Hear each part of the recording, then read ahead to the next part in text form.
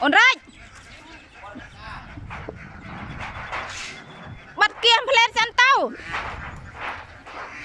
ôi một chỗ tiệt tiệt này nó bị đa tay nó banh lên này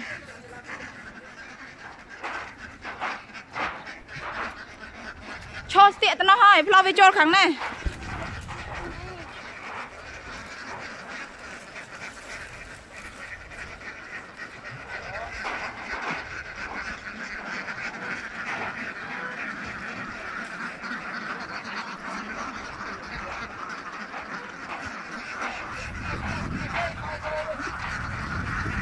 một tấn này bạn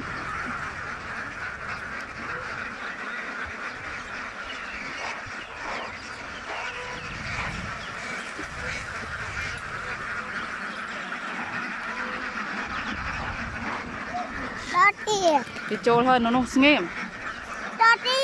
hàng cái chép lại hả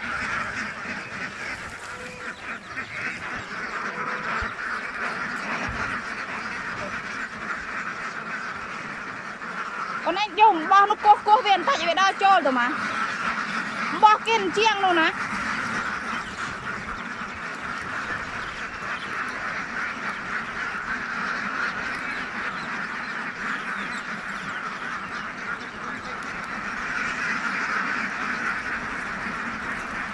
cô về bị khăn nó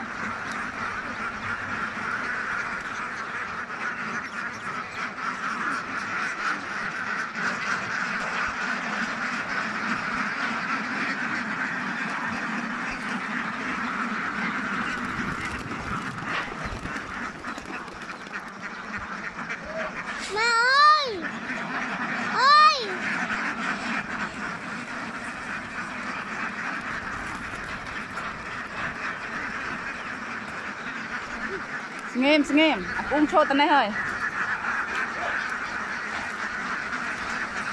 đây